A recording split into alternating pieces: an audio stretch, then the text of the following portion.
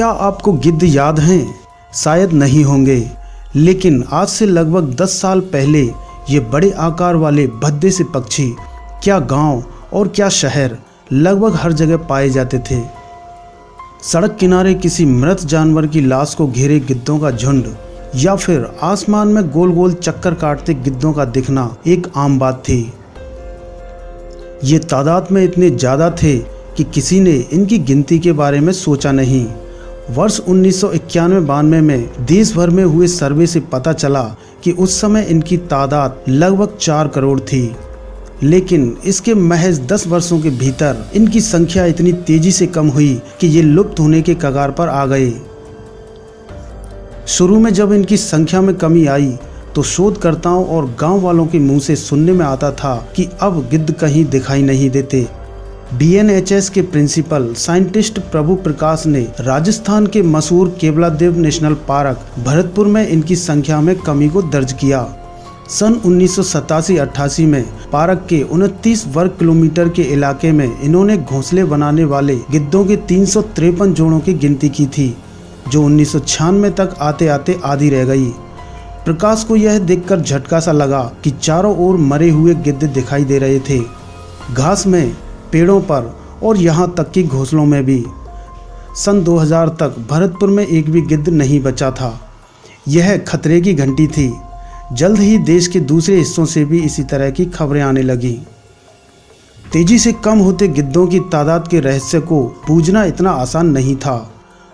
पक्षियों की आबादी में आई गिरावट के कई कारण हो सकते थे, शिकार, महामारी या प्राकृतिक आवास विनाश। आखिर में दूसरे कई देशों का इस पर ध्यान गया और पेरेग्रिन फंड के तहत करीब 1 दर्जन वैज्ञानिकों की एक अंतर्राष्ट्रीय टीम ने पाकिस्तान में गिद्धों की लाशों का परीक्षण किया। नतीजे में दोषी पाया गया डाइक्लोफेनेक को। यह दर्द और सूजन को ख़त्म करने वाली दवा है। इसके इंजेक्शन मवेशियों को लगाए जाते थे।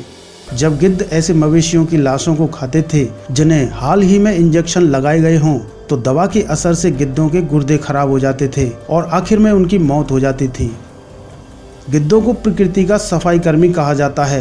वे बड़ी तेजी से और सफाई से मृत जानवर की देह को सफाचट कर जाते हैं और इस तरह से मरे हुए जानवर की लाश में रोग पैदा करने वाले बैक्टीरिया और दूसरे सूक्ष्म जीवों को पनपने नहीं देते।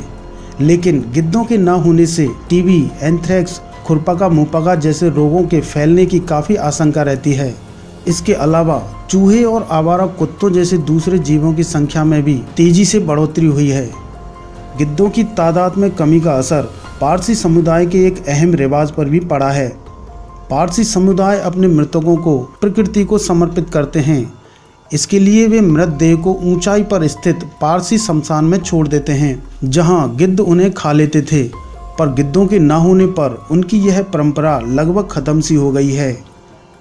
कैम्ब्रिज जर्नल में दिसंबर 2017 में छपे एक सर्वे के मुताबिक भारतीय गिद्धों की गिरती संख्या में कमी आई और सफ़ेद पीठ वाले गिद्धों की तादाद फिर से बढ़ने लगी है। हालांकि उनकी दर बहुत धीमी है।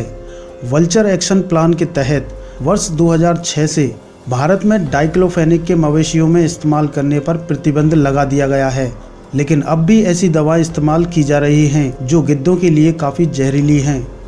जल्द से जल्द इन पर भी रोक लगाने की ज़रूरत है। इनमें से कुछ हैं एसिक्लोफेनॉक, कार्प्रोफेन, फ्लूनिक्सोन और कैटोप्रोफेन। हालांकि दवा कंपनियां इन पर प्रतिबंध का जोर शोर से विरोध करेंगी, जैसा डाइक्लोफेनेक के समय किया था। लेकिन अगर प्रकृति का संतुलन गड़बड़ाने से बचाना है तो देर सवेर ही सही यह कदम उठाना होगा। वीडियो में दी गई जानकारी आपको ठीक लगी तो वीडियो को लाइक कीजिए और शेयर कीजिए। इसी तरह के अमेजिंग वीडियो देखने के लिए चैनल को सब्सक्राइब कीजिए।